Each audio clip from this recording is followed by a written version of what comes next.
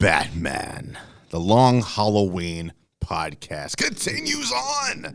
And we are a couple of episodes into this deep, man. This is the Valentine's Day episode. We are back at a full complement at the table. So let's go ahead, go on around, and let's see who all we have here. Who's to my left? Brian Martin, Valentine's Day connoisseur. Okay, then. And who's across the table from me? This is Ninja Dave, and after I spent 3 weeks in the intensive care unit at the hospital after Jamon used me as a human meat shield. Gotta do what you gotta do, man. All the while I was plotting my revenge. Hey, but Dave did listen to the last episode, so that's good. That's continuity. Who is this? More than what Marvel and DC's had previously. And who's to my right? This is Jamon Jackson. I plead the fifth. That was bullshit. I did not. Fake news. Do you think anybody in court was like, no, Your Honor, all that's bullshit? Yeah. I know somebody. I literally just saw a story where a dude that was he was in court for a drug case. The marijuana joint? Yeah, and he rolled up a joint in the damn courtroom. That's gangster, right? The size of the balls. Jamon will be in the courtroom. He'll be like, "That couldn't have been me." After the scene of the crime, there was left a can of Vienna sausages and a stack of crackers. Couldn't have been me. I'll eat that shit. You know what? Case dismissed. So we're here to talk about Batman: Long Halloween. If this is your first episode of this small series that we're doing, Go back and listen to the first. Go back and listen to the first ones. Just get a little gist of what's happening here. Batman: Long Halloween is a whodunit told in 13 parts. Each part surrounding a particular holiday, the holiday that month, as Batman attempts to find the holiday killer. And each one was released around the holiday. And we're releasing each one of these podcasts around the holiday. And this is February, which means it is Valentine's Day. You all get a chance to get down on some readings. Oh yeah. Oh yeah.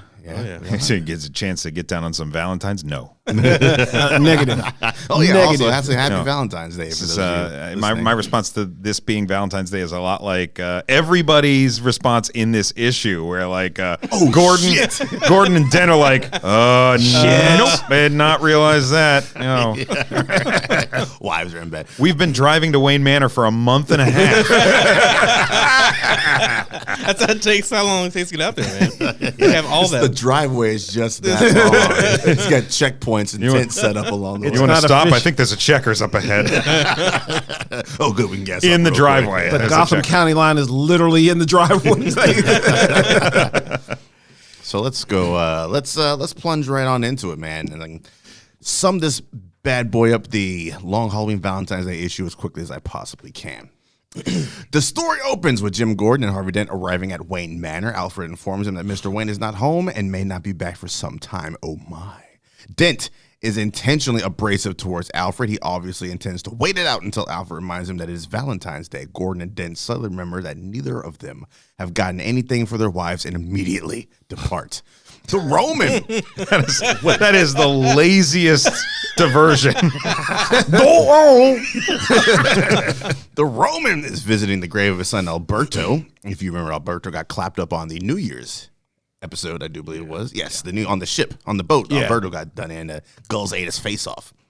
Batman confronts him, asking if his lifestyle is worth all of the lives he has destroyed. Falcone becomes enraged and points a gun at Batman. Catwoman appears and strikes Falcone's gun hand with one of her bolos. Batman is curious about any possible connection between her and Falcone crime organization. He chases her down a snowy cemetery, and they have a brief exchange of words. Bruce Wayne meets Selena Kyle at the opera. A peddler comes by selling roses. Selena buys one for Bruce. The rose pricks his finger. Somehow, neither Wayne nor Kyle notice that the green-robed vendor has extremely pale skin and has leaves coming out the back of her robe where a normal woman would have hair. That's odd. Salvador Maroni pays out Dent's assistant Vernon in the kitchen of his restaurant. Meanwhile, in front of the restaurant, the security that Maroni hired to stand outside have decided to sit in a car to avoid the cold. The car full of mobsters is suddenly riddled with bullets, killing everyone inside, and the car explodes. In front of it, a holiday signature untraceable handgun and heart-shaped box of chocolates. Maroni storms into the front of his restaurant. He finds a room full of corpses and another heart-shaped box of chocolates. He is enraged and accepts What he sees is Holliday's declaration of war. Jim Gordon and Harvey Dent arrive home late. Both present their wives with heart-shaped boxes of chocolates that are remarkably similar to the ones Holliday left at the scene of the murder. Bruce Wayne arrives home. He ignores Alfred at the door and walks through the house with his nose buried in the rose that Selena bought him. He wanders into the courtyard where Poison Ivy is waiting for him. What do we think about this issue, man? Jermon, since this is your first time, let's start with you. First off, Gordon and Dent fucked up. Oh my God. Yeah. Like their wives were like really, really cool about it too. Like, cause it's more like they're used to it. that is not. That's why you can tell this is a comic book because that shit is not realistic. Well, let's just. I mean, add a little Yes. context to it right now because I mean, in this book, we've seen that Dent's wife obviously was in the hospital until right around Christmas. So she's been out of the hospital for a month and a half. That's a lot to go through. He's forgotten about Valentine's Day. Jim Gordon, if this is in fact lining up with like the year one kind of continuity, he's probably having an affair at this point. Yeah, he was with a side chick. I just rewatched an anime joint. I completely forgot about that subplot. Yeah. Sarah Essen is good old Essen there now. So not great for either of them, really. No. Now he forgot. He got something for Essen. Forgot something for his wife, probably. Well, he pulled an Alan Rickman in Love Actually. What's crazy is like if you've read any of the Batman stuff later on, I think he eventually married his Essen mistress. ended up being his wife, and then she got killed by the Joker. Put the old James Bond Count Teresa. Huh? Yeah, I think he was she was killed by the Joker at the end of the No Man's Land, something like that, or I still haven't read No Man's Land. Yeah, like that was kind of it capped it off. Yeah, it was a pretty rough scene. Yeah. Is that worth reading? No, man. No, I mean, all right. So no, that's not. That's an oversimplification. Is no. There are parts of it that are well worth reading. I would say like the first volume of it's very, very engaging. I think Bob Gale wrote a lot of that, the screenwriter for Back to the Future. Yeah. And it kind of just went on too long. And when you find out who the mastermind was, it was like, well, of course it was this fucker. Was it the Riddler? No, it was. Okay. I mean, of course it was this fucker in a grand scheme of sort of the DC universe kind of thing. Okay, so it was Lex Luthor. Yes. of course. Dave, what do you think about this issue, man? I liked it too. I felt that it jumped around a lot. Yeah. It went from scene to scene, and it kind of left you with kind of like a gut punch. It was like, what went on in those next few scenes? That's kind of what I took away from this issue. I liked the feeling. You mean what went on in the next few scenes? Like after we cut away, what happens? After we cut away, what happens? You want to know what's happening. Yeah, it's like a lot of these scenes had cliffhangers of their own. Yeah, like you don't really get to stay in the moment. Yeah, one that led to a really, really kind of cool transition. I think the switch the creepy from one where Harvey's getting into the bed with his wife. There, hey. No. The switch from the graveyard to the ballroom kind of. That is I put that down in my notes here. That's a good little, if that was a movie, like a little jump cut right That's there. great. Yeah. It's great. Yeah, from the hand intertwined Plays to the really, hand really intertwined. well. Yeah. What do you think about this issue there, Brian? I think the pieces of it are very, very interesting. Mm-hmm. I feel like it's maybe a little bit disjointed in terms of like none of the narrative really seems to line up. Yeah. Like everybody's kind of doing their own thing. Like the scene at the beginning doesn't really have any impact on what comes later. The scene at the graveyard doesn't really have any impact on anything that's happening elsewhere in the issue. But that being said, I think that the scene in the graveyard is awesome. And I think anytime we get Batman and the Roman alone together, you get some of the best moments in this series. Mm-hmm. And that graveyard scene is right up there for me. And I think that, it also, this issue does a big solid for me by finally bringing Poison Ivy into it. So, Are you a preferred Poison Ivy fan? I do like Poison Ivy. Yeah. I mean, like, it's like, if I look at the Gotham Rogues Gallery and I think, which way do I want to go? It's usually Poison Ivy. Okay, why is enough. that? Fair enough. Because it's Poison Ivy. I like green, red-headed women. Okay. so merely a carnal perspective. Christina Hendricks is my preferred actress for Poison Ivy. Yeah. So pale green, buxom redhead, covered in leaves and like probably compost. Of the earth. I mean, she is my background. That's pretty good. Yeah. Okay. Sure. We're in. We're in. Great topic for Valentine's Day. Yeah, yes. all right. I feel like this is kind of a filler issue. It really didn't move the narrative too much. Yeah, it was kind of like, all right, we need to do some Valentine's Day shit because February is Valentine's, but I don't have enough story to stretch out over 13 issues. But we might as well bring in the Bruce love interest because it's Valentine's Day. I figured like throw in some heart-shaped chocolate boxes. Yeah, the second I saw Valentine's come out, I was like, Catwoman's got to be in here somewhere. Yeah, and I think you're meant to think that, which is why when Poison Ivy shows up, that's your real switcheroo that you don't see coming. You think he's going to be all bat and cat if you're Tom King. And then there's the what you don't see coming is Poison Ivy gumming up the works. Right. Yeah. All the disjointed pieces of a broken heart. There you go. Do you think Bruce and Poison Ivy do a little something at the end of that issue? I mean, They're adults. They're adults. He was under her thrall. She could have had his Alfred had her way will with never him. tell. Yeah, it was just in the kink room, like, oh my, Master Bruce. Jesus. How many dead hookers has he had to like pull out of the mansion? Let's just say there's That's more. not going Bruce goosebumps. has any time for hookers. Let's just say there's more than one Damon Wayne out there. Yes, there's also Damon Wayans. They don't all get the privilege of training with the League of Shadows. There was that series called We Are Robin, you know. All Batman. There was a I think Boom Studios did a Fucking series. make my own Robins. Call me a deadbeat dad.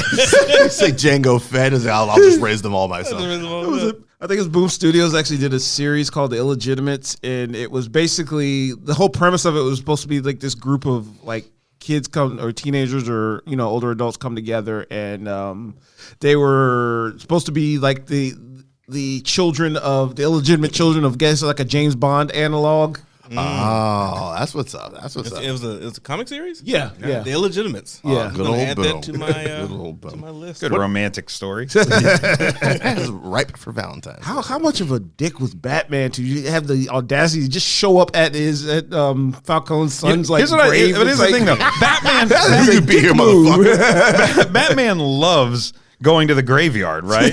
So I mean, it's not a stretch to think that he was just like on the next row over, Just like, happened to be I'm like- sorry, mother and father, and then he looks over, is like, oh hey, I know you. Besties. Balling out the He tears. was so Like, Martha. tears are coming from under the cowl.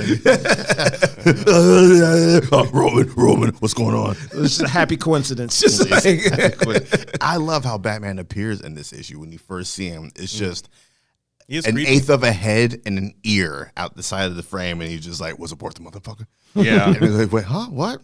And then he you is get creepy. that big, and he does creepy very well. He does have quite a few poses as well with the cape. It's very, very dramatic. Theatrical. Yeah. He's a theatrical ass dude. His cape in this issue, if you just stretched it out, would probably be about a quarter mile long. I think Sale is just drawing his cape bigger and bigger with each Right. issue. Right. He catches the spoiler. He catches a holiday killer by just enveloping Gotham in his cape. Of course, No one leaves until we figure this out. What favorite panels? What panels get down to you guys in this? pretty much anything that, especially the one at the end, just seeing Poison Ivy, because it's a great contrast with that green coming in there. Because I figured, with the issue being themed around Valentine's Day, you're going to see a lot of reds and reds. pinks and stuff Yeah. like that, and You don't really just see splashing much, that do you? contrast into there was really made it stand out. Or conversely, I'm pretty sure the only time you see red is the roses and blood. the heart-shaped candy. Yeah. And the blood. Oh, is there blood in here? Oh yeah, he gets cut with the rose. Yeah. That's the only bit of blood in this issue, isn't it? I think so. Yeah, yeah. For all the shooting up in the car, you don't really see a whole lot. Oh well, Catwoman cuts his lip too. But that's not even Scrapes his lip. But that's not even. Does yours have blood there? It's got blood. It's a little trickleable, but it's a little trickle. Hey, how she doesn't do that and viscous. then see Bruce mere minutes later and not be like, I think I mean, they that's both how they know. that's how they think put it both together know. in It's Batman Returns. oh no, right. Because they were beating the hell out of each other, and then they met up for that party, and then yeah. Oh, I know you. They did do you the same think they thing know in. at this point? I feel like they do because she makes that comment about his lip when they see each other. Cut yourself shaving, Bruce. I mean, it's shown in so many different forms of media. Like it was in the Telltale Batman game. She scratched his face there, and then she was introduced to him in real life. Yeah. And he's like, "Yeah, you cut yourself shaving." In the Telltale game, like they first meet, and she's like sitting at a cafe, and she's got like a black eye, and like they've both beaten the tar out of each other, and then they see each other. It's like, well, this is awkward. Frightfully. Hello, my name's Batman. I mean Bruce. I mean, maybe it changes based on the decisions you make, but they were definitely beat to shit when I played it.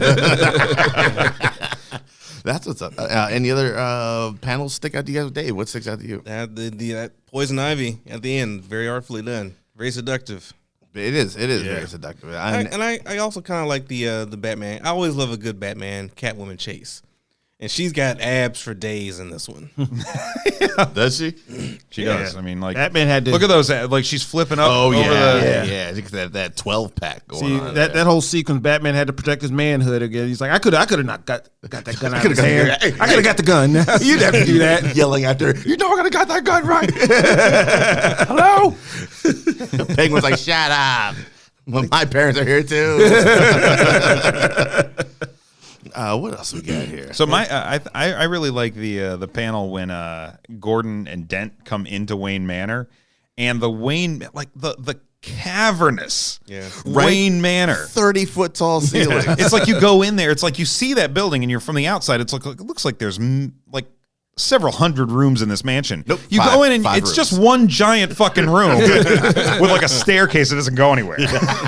How does Alfred maintain that place by himself? I was thinking that, like, how does he have like a Swiffer that's long enough to get the like rocks, the craggy rocks on the ceiling? Like, Lucius Fox hooked him what up do you with have to some shit. do? Yeah, I probably. guess He's got so. some Roombas all over the place. Bat Roombas. Yeah, he's just wrapped the bats in the bat cave with Swiffers, and they just go loose. It's like, it's a living. Why do you think Harvey Dent is so fucking rude here?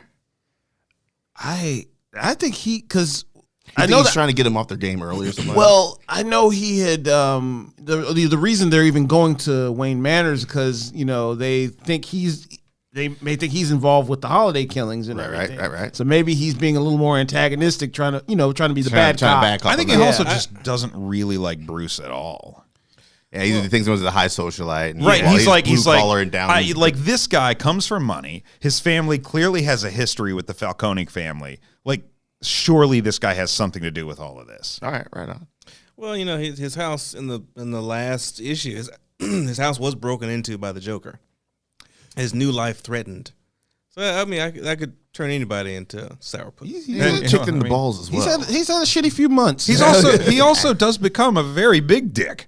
Yeah. This is kind of his descent into dickishness. Yeah, I mean, Harvey is kind of antagonistic by nature. I guess and then Gordon just kind of sits back and lets it all play out. Like, you make a fool of yourself. Oh yes, me and Barbara, we need to meet.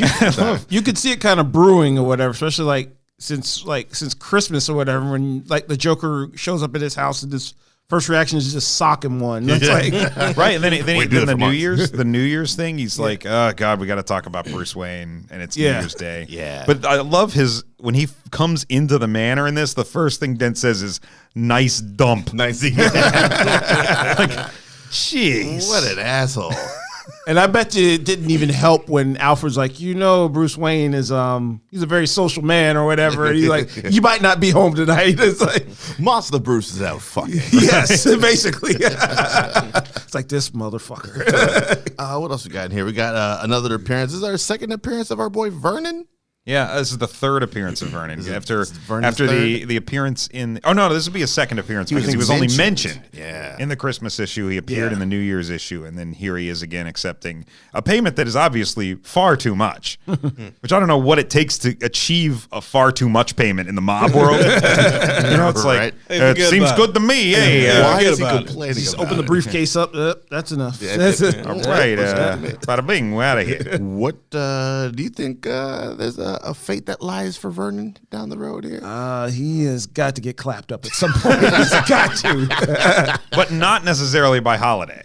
Let's see. Somebody's got to take Vernon out of this thing. Vernon has a very He's already- shoutable name. Yes. Whether it's you fucked up, Vernon, or he just died, Vernon. Or he just didn't take out the trash. His wife was like, Vernon.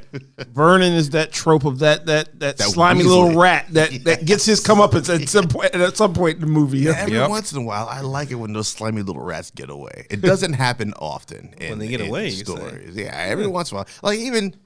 Probably shouldn't say this. Even when I work at Bank of America, every once in a while, bad Some guys, slimy rat leaves with satchels full of money. a bad guy gets away, and I'm like, all right, that's one for you, bad guys. Yeah. That's one for you. Good, well done, sirs. Well Keep done. that world turning. Keep that world. Yeah. Speaking of screaming Vernon to the sky, you get that scene with Maroney shouting into the heavens with his fist held high. Damn you, Holiday! In a very Brian Martin-esque yell. Yeah. How did the Holiday Killer do that with a pistol? Like he mowed down a lot of people. I think Holiday. He had to reload at some point. And then the car explodes and Holiday's like, whoa, shit. He made sure that those guys were done. I did He's not action expect that movie. to happen. Yeah, let's talk about that scene. Yeah, all sorts of bullets flying around. Yes. In this bit of business. I think this is one of the 3 Godfather references in this issue. I think this is a clear callback to. Wait a minute, has anybody here not seen The Godfather?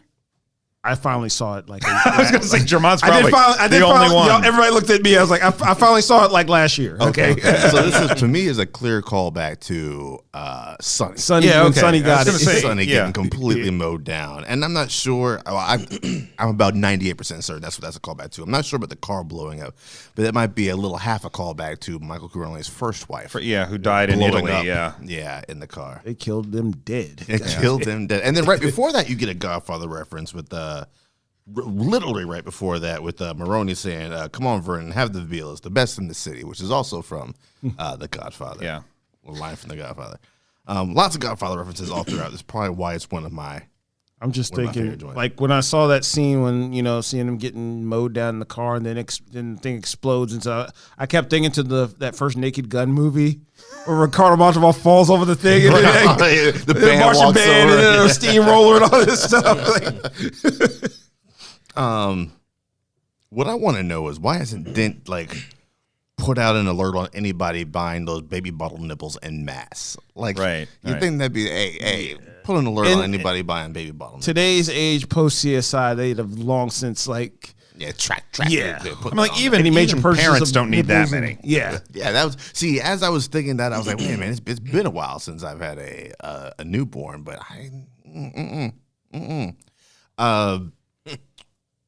is this the first time the murder doesn't happen at the very end of the issue? No, I think because the first one happened before the end of the issue, and there was another one that didn't happen. I think that was at the New very Year's? end. The New Year's one didn't happen right at the end. That Because it happened was kinda later on they halfway found the through. body and Yeah, that's right. Yeah, you guys have those extra couple pages. Yeah. Hey, Dave, could you go back and look at your copy? The New Year's, the one that's right before this one, they both have extra pages that I don't. Where I don't have them on my digital copy. you don't have it on digital. Yeah, 'cause they were talking about how you got to see. You found out that his face had been eaten Alberto's off. faces, yeah. It's not in the. I guess this was the original version that I got. You and me are the old schools, buddy. Yeah, Yeah. yeah. I mean, even the trade that I have just doesn't have that. So Huh. Yeah, it was added like 05 is when it was added. So I'm surprised they didn't have it on. They include that on. yeah, the I don't know why it comiXology wouldn't version. be in the digital version. It is Stingy interesting. motherfucker. you got to pay extra for that, buddy. Go!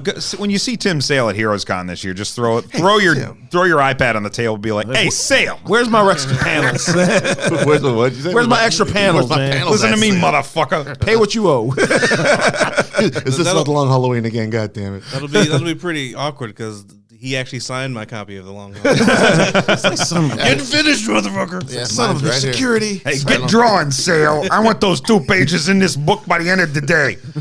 Is that your mob voice? Right? Okay, thanks, Vernon. That's a good my voice. We're 13, or we're 5 into a 13 issue joint, and Not quite halfway. A little more than a third of the way. And Batman is not even close to figuring out who's Not doing a this. Has he given up? Not Does he a- care? Does he give a damn at this point? He's just supposed to rough up some mobsters. He's at operas and shit. Yeah, he wants to rough up some mobsters. Just looking for an excuse. It's like Memento or whatever, where you just basically created this fake like thing just to keep going at somebody, just to have somebody to target. That would be a crazy Batman. Batman's like, well, we passed MLK Day. I guess that was just bad form. Nobody died that day. Past National Donut Day. Nobody got whacked. I guess we're good. We're in the clear. Anybody? Arbor Day's coming up. Be on the lookout. Yeah, so we're no closer. Are you still keeping pace with this? Are you still finding the story interesting? Yeah. I'm just like, it feels like we're kind of at a lull period right now, and I'm kind of ready for stuff to kind of pick up again. Okay. All right then. Next issue. There's a character gets introduced in issue 6 that is Gonna rock your world. really, really great. Yeah. Really great character. Dave. Yo. Do you remember round about this point when you first read it, or if you've read it lately? Because I think you said you read this almost yearly. When you get to round about this part, are you starting to like, all right, come on, let's let something happen? Are you cool with the pacing? Yeah. I was going to continue reading into the end of it, but I want to kind of get the German experience and do it one issue at a time. That's what I think is tough because, I mean, like we've talked about before, I came to this as a collected version. I think most of us did. Yep. And the inclination when you get to the end of this issue is to just keep reading, right? I don't know that anybody would just stop here and say, I'm good. We'll come back to this. Unless it's like 2 a.m. and you got to work today. Right, Especially, yeah. especially the way it ended on like a bit of a cliffhanger. It ends on a cliffhanger with Poison Ivy, and then you see that she's clearly, the St. Patrick's Day issue is continuing this story. You're like, I defy any man to just stop right here. How have you been able to and do see it, how this shakes out. German? Have you peeked at all? Have you actually read to the end of the series and you just haven't told us? I have that not. the twist? I'm literally going issue by issue here. All right. All right. Because that's what I wonder. Like going month to month on this, I'd be like, wow, geez, there's not a lot of meat on this issue, Yeah, either that or despite the veal. Or I would read. It's best in the city. Either that or I would have read like 1 and 2, maybe 3. Just like, all right, I'm just going to hold back until this whole thing is done. And then just read it and it's all to go. the credit of any writer and artist combination that makes you want to keep reading. Like stuff with Saga, stuff with Walking Dead, Paper Girls. Like when you get to the end of that issue, you're like, I need to keep going. And when you don't have that issue in front of you, it's frustrating. Like, oh, another month. It's frustrating. Yeah, I don't know. Sometimes even longer if it's an image book, depending on what if you get that volume break. you get that 2-3 months, you're not going to get anything. But I will say that it is a good feeling, though. Yeah. Oh, yeah. To have that anticipation to I have something to look forward to. There's also a couple Not things. me. I'm like, fuck. In this issue that like I wonder if like I kind of noticed this time because I'm reading it at a slower pace, and I wonder if like reading it originally maybe there would have been a lot more conversation going on and a lot more speculating. Oh, yeah. Kind of the same way with like Lost. Like people binge watch Lost now and they get to the end of it and they're like whatever. Okay. And like but for us we were just watching it week to week and it's just obsession. So we're going month to month on this book and there are a lot of little tiny details in here. Like the fact that when the holiday killer kills this time, this is the first time the killer uses their left hand to fire the gun. What? So there's a nice little twist for Every it. episode, and I've read this a million times, you're like, and this happened, and I'm like, huh? Yeah. So and I went back to double check it because I looked at it and I was like, Yep, sure enough. left hand, huh? So now granted, we did not see what hand they used for the Alberto killing, but every other one has been right-handed. So that's an interesting little detail. Have you tied that to anything specifically? No. I think that always gets by me because the panel right before that is just randomly focusing on the license plate of that car. Right, and it's like, what does that mean? Yeah, and Right? I Does just that kind mean of something? gloss over that last panel right there because I'm like, all right, well, a gun's being shot. I know it's the holiday kill. I never really stopped to pay attention to which hand the gun is in. Did you pick up on that? I did not at all. Not at all. Because I guess they just needed a panel to fill there maybe to get that 6-panel spread going on. Now I will say about the license plate, it says JKX 126. So if we say JK and maybe that means the Joker, and the X means he got knocked out on page 126 of this book, it is the exact page where Batman clocks the Joker on New Year's. Really? So, Whoa, okay. so there, That's maybe Easter eggs. maybe that's what it is. Old Easter eggs Martin over here. The other kind of interesting little detail. It's a little bit more overt if you're looking at it. Is that Alberto Falcone was born on Valentine's Day. Oh, really? Yeah. Oh, wow. So this is his actual birthday that they're there at the gravesite, because you can see his birth date and his date of death on the tombstone. So There you go, Alberto. So no wonder. Not even being in the issue here. So that could also explain why Batman was just lurking around a cemetery, because he knew the Roman would be there on Alberto's birthday. Yeah, he's ready to confront. Yeah. Let's see. Do I have anything else for this? No, I think this is Jamon. Wait, it's February 14th, January. Oh, interesting. Yeah. Interesting. I So- like how the last two digits are like smudged off on both years. Right. Nice. It's that that sort of timeless- perennial comic effect where it could be like, it's Giving that it's like, timeless it's like, quality. It's like how the Mega Man timeless. games take place in 20XX. Right. Are you still holding true to anybody you think it might be, or do you still think it's not Dent? I don't know. See, here's the thing, like, because especially reading this issue, I'm wondering, because they clearly tried to make it seem like, hey, okay, Dent and Gordon were at Wayne Manor or whatever, trying to give them an alibi or whatever. But it makes me wonder: is this stuff all happening, in real time, in sequence or whatever? All these you events. you really can't tell because this jumps around so much. There's so Because- much to disorient you. Because they basically jump from Gordon and Dent at Wayne Manor to Batman. Dent, to Batman, and then Dent is all of a sudden at home with a box of chocolates. All we know is that Gordon, Dent, and don't know. Holiday all shop at the same store. yes, right, and we don't know. Yeah, we don't know what Dent did on the way home or anything besides get chocolates. Yeah. Yeah. I mean, it is possible that Gordon and Dent show up to Alfred while Batman is talking to Carmine while Holiday's shooting up all these guys. Yeah, but it seems like the implied narrative is that each of these scenes takes place not in tandem with one another, just like one after the other. It is sequential, but we none don't of know it's happening at the same time, right? I think they might be close together. Yeah, because this is all a nighttime issue, right? So this is all within hours. Of Yeah, each I other, guess they get to Wayne Manor pretty late. I still don't know why it took them a whole month and a half to drive there, but Because because New Year's Day, they're like, we gotta talk about Bruce Wayne. Or maybe they're like, let's just kind of observe for a little bit before we confront. And that's what that month and a half is. had to Or get maybe their- they're like, well, the holiday's coming up. We need to get on this now that we know someone is going to be killing. So I think maybe they go out there to Wayne Manor on Valentine's Day specific, but they forgot it Purposefully. Valentine's Day. So They they forgot they had wives. I think they forgot get to their get passports gifts. Yeah. cleared first. Oh, is that They what it get was? to Wayne Manor. Yeah, right. It is its own sovereign nation. Yeah, I think now that I think about it, it might have been the fact that they're like, well, let's see if this motherfucker's husband. If he's at home and Holiday kills again, then we can scratch Bruce Wayne off of our list. Right. One of those type deals.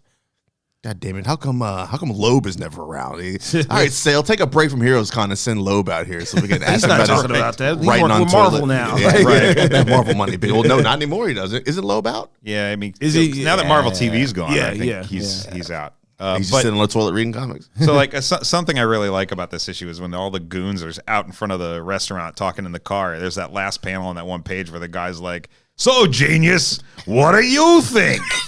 And he's like talking to the reader almost, like, "Who do you think the holiday killer is?" It reminded me of that Simpsons episode. When they're looking at the screen, where Dr. Hibbert's like, "I couldn't possibly solve this mystery. Can you?" And it zooms out, and he's actually pointing at Wiggum. Wiggum's pointing at the TV. I think that about wraps up all of our good discussion for the Valentine's Day joint, man. I think we can all kind of agree that this was a fillerish pretty much. type episode. Yeah. Yeah. You got to just, there's certain characters in this book that you're like, well, I know how this turns out. Batman, Catwoman, they're all still around, but Vernon Bat is the the cat. one that this all hinges on. It's like, boy, when he gets got, he's gonna get got good. It's gonna be like Benny from Total Recall. Good, because he's like, got 5 kids. Yeah. he was the king of rats in those movies, and he got his bad. Yeah, he got his ass wore out. Thank God. Did he get hit by that giant drill thing? Yeah, he put that drill in the thing and tore him up. I've never cheered so much at a Oh black my dude dying on God. screen. Vernon's That fate piece is of sealed shit. the second he smells the stack of money. Right. Yeah, pretty Like much. he holds it up to his like knows and sniffs the stack of money. That's how you count, man. You're done, man. That's enough. That's good. That's good. It smells like 10 G's. Yeah. I think it's amazing that that Gordon and Dent go out to Wayne Manor to investigate him on suspicion that he might be this holiday killer based solely on one connection to the mob. Yeah, a tenuous connection. But they've never been out there for some, lone vigilante stalking the streets. That's a good point. This is the first time they've ever thought, hey, this Wayne guy, he might not be above board. Right. If anything, you would think Batman Batman would be the prime suspect. Right? He wants to keep his fame going. All right, I think that'll wrap it on up. We'll be talking about the St. Patty's Day joint next, so we get a little bit of more shenanigans. Oh yeah, this is when I think the 6 or 13 things are going to start bubbling up a little bit here. So let's talk about our Valentine's Day shit for the back half of this episode. As we do with all the other ones, we just kind of bullshit about the holiday and how a holiday relates to us, as it were. bullshit about a bullshit holiday. Yes, it is. It is bullshit. Trust and believe. I don't know a single guy that loves celebrating. That is easily my least favorite holiday. Is it really? Yes. Yeah. It's, I think, the most contrived. More than just about any other holiday. I feel like this is just trying to get me to spend money on complete horseshit. Yeah. A lot of people say Christmas has become commercialized, but I think Valentine's is even more. Valentine's Day is it's way more pressure than I think guys, Christmas. he went to Jared Because Christmas starts right after Halloween. You just get it for months, whereas Valentine's Day, it starts kind of creeping up maybe like mid to late. Well, you get like a month of Valentine's Day. You get like a whole 2 months of Christmas. The problem with Valentine's is because once they ramp up for Christmas is one thing, but when you ramp up for Valentine's, it's more expensive commercials. Yeah. It's jewelry, cars, stuff like that. It's right. Yeah. Who's buying a car for somebody for Valentine's Day? They got That's those. my thought. Like, hey, congratulations, baby. We just got stuck with these car payments weekend. Yeah. Yeah. Here you go. It's not like you're buying this stuff outright either. Like, because jewelry and cars, you pay in installments usually. Yeah, we ain't big ballers. No, I get you a massage. Like that. You get a massage. Speaking of which, are you doing anything for the young lady? I am. She's got like a Galentine's Day thing going, which I'm a much bigger fan of that holiday. Whole bigger fan of Galentine's I'm off the hook, and she can do whatever the hell she feels like. But like, I'm just taking the kid. I've got the kid on Thursday. No dipping times. we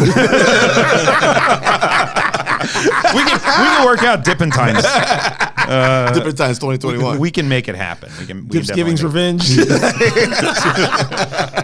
I assume at this point, since it's been a while since we discussed this, we need an update on the Miles situation. Oh, man. Always young Miles. I assume he's just still running around butt ass. Oh, yeah. Well, he is. By now. I will tell you. I told Jermon this morning. He asked me the exact same question this morning at the Charlotte Minicon we were at. Miles, like yesterday for the very first time. We got him to this thing where he says pee pee poo poo mommy daddy. Okay, and that's how you know it's time. Yeah. Whether it means he's already done it or he needs to, that's a little bit up in the air right now. Yeah. But last night he came out and said that. I'm like, okay, let's go to the potty. Jacqueline takes him over to the potty, and in there is the most breathtaking turd I think I've ever seen in my life.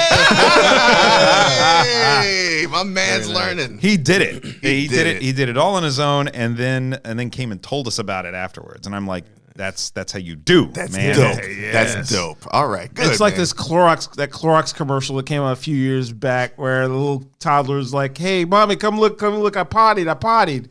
So she rushes to the bathroom, looks in the potty, and doesn't see anything. Is like, "Where?" Points to the toilet in the tub or whatever. This is the first time we've done one of these. Yeah, it's going great. Since New Year's, which was when we initiated. But we recorded these in mid-December? Yeah, like mid to late December. So it was about time to start. The potty training escapade. Good. It's going great. Shout out to the heads up on Free Soup Day. Oh, Free Soup Day. Oh, man, that was a rousing success. That was beautiful. That was beautiful. Now, I will tell you, okay, so Valentine's Day last year, we went to Brewers at 4001, and they did a dinner. Yeah, they did a dinner for two, And like the day of, Jacqueline's like, I don't want to go and spend the money. I'm like, what are you fucking talking about? It's like $50 for 2 people. Oh, that's amazing. To have a 3-course meal plus a drink that's included with it. I was like, what are you talking about? But she thought it was like $50 a person. And I was like, even then, it's still pretty good. Yeah. Because it was really, really fantastic food that they had. And they had a special menu cooked up. I don't know if they're doing anything like that this year. I haven't heard anything. Dinner for Valentine's, that's like my mode. It's like if we can go out, have a nice dinner, everybody wins. Yeah. You don't have to, break your back trying to find the perfect gift or a gift that says I love you, bitch. I say that every day. It's like, come on. I think I think it's more about creating the moment than actually, I got to buy this, I got to get her that and that. Like if you can just create a nice evening or a day or something like that. That can take any form, and the better you know someone, the more likely you're able to achieve that. Yeah, Dave, what do you normally do with a lady friend on Valentine's? I do a variety of things. Sound like Billy D up in here. I do a variety of things. Well, the first thing we do, it works every time. I mean, it all depends on who you're with. You do kind of tailor it to the person that you're with. I can't say that I'm a huge fan of Valentine's myself because it's that obligation, Excuse me. But have you guys heard about March 14th? Yeah, I thought about bringing that up. Oh, and I was like, boy, I'm just going to leave that out of my notes. Fair enough. It is a thing. It is a thing. I'm just saying, it doesn't have to be something that you're the kind of dread. You can have fun with it. That's what I try to do. All right. Says the guy who is without a girlfriend in the room. Well, not the only one. I don't have a girlfriend either. I just want to get out there. What about you, Jamon? Have you ever you have any notable Valentine's Day bits of business there? Not very many. Yeah. The only thing that really came to mind, like with a former girlfriend, we were like, it was funny as hell because we had gotten in an argument right before it too, and everything that day. And because we had made plans to go to dinner and blah, blah, blah. I'm just getting off work. I'm trying to get change and all this stuff. And we start going back and forth a little bit. So we go to wherever we're supposed to go. I have no clue where we're going or whatever. And turns out, because you hadn't planned anything, you're just driving aimlessly around the city, or oh shit. Well, I think she had the place picked out and all that stuff. Right, so I was like just in the dark.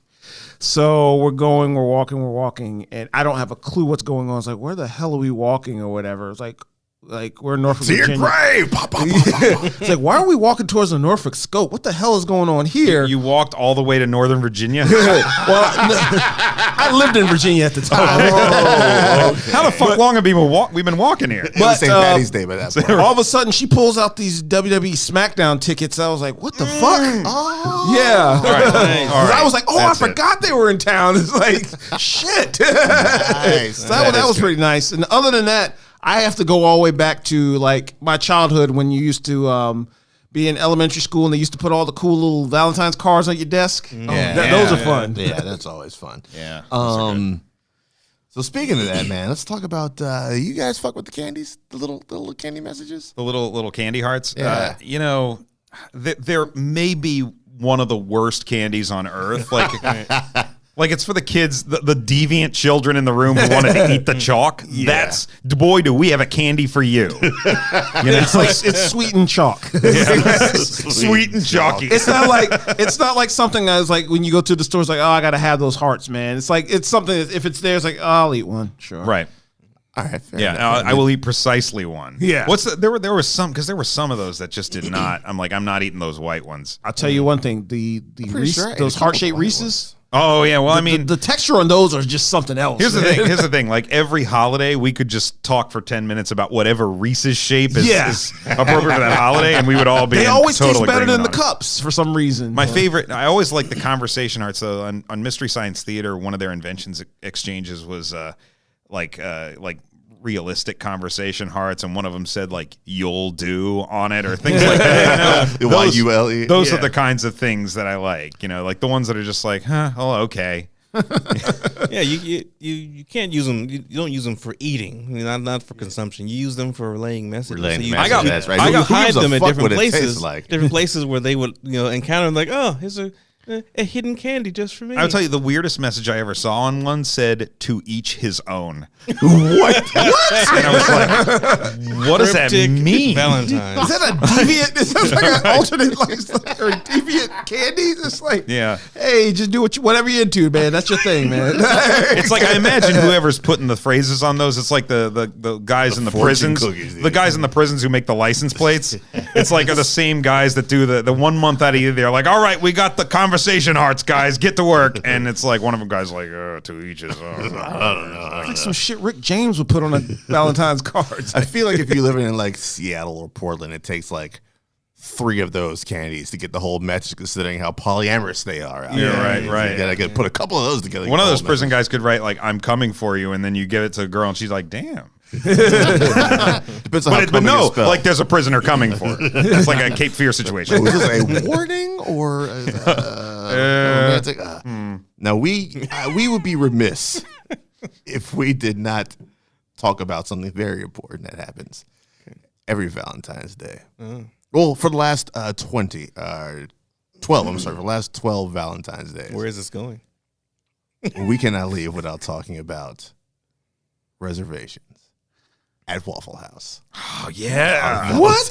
Yeah, Did you yeah. not know I about love this? it. They put I had candles on no the table. clue. Yes. One day a year is Valentine's Day. You can call the Waffle House and get table reserved for you. It got candle on it. Yeah, I don't. Oh, they got more than candles, sir. I mean, well, yeah. they go all out. This is all out, what you one of the say? tables looks like. Holy shit. Let me see that. They got the whole tablecloth. You going to pass it around? Yeah. They got the whole tablecloth and all that shit laid out. Candles and all that good. That- They have a special couples menu that they pull out At a God Waffle damn. House. At Waffle that House. walks It's like you that can fine- get KY jelly on your toast. Oh my done. God. Well done. You actually see some bad body, some people like put together a choreographed fight in the Waffle House. It's the It's like one dinner day of the year, theater. the one day of the year the cook won't ash in your hash browns.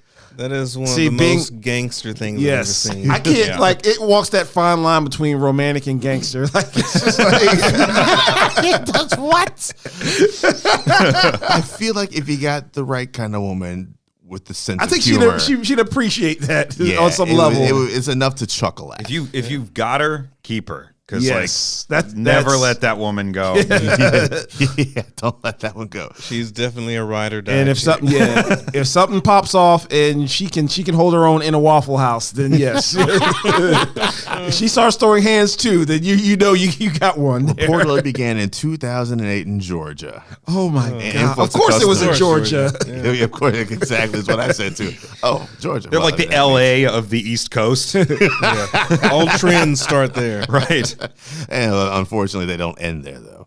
But that does end this episode of our Halloween episode of the Long Halloween podcast. We'll be back next month, March. What is St. Patty's Day? March 17th? I believe so. Is it one of those migratory holidays or is it always the same no, thing? Same date. Except I always black out the day of and the day after, so I'm never quite sure when it Easter's happens. the one that The day kind of after. floats back and forth. Christmas, Easter. Or, Oh, Easter definitely floats. Yeah, Easter. It's a floater. Yeah, oh, Easter's no, a Christmas floater. stays on the. Because Easter, sometimes Easter has fallen in March too. And That's right. That's right. We need Yeah. to double check that. There was that one weird October Easter. I was like, what are we doing here? That was Like- the year the Antichrist was born. I How do did this believe. even happen, guys? Yeah, so we will be back. It's the 12th of April this year, just in case you're wondering. With our St. Patty's Day episode, episode issue number 6. Should we bring beer? Oh yeah, well for sure. Yeah, Shamrock shakes. Yeah. We'll get some Shamrock shakes. We'll get whatever bullshit Frappuccino Starbucks has at the time. Corned beef and cabbage. Oh yeah, let's get some corned beef and cabbage in here. We're just gonna have a whole ass meal going Green on. eggs and ham. Whoever comes in to record after us. I can get behind that. That's gonna do it for this episode. You guys take it easy, and we will see you next month.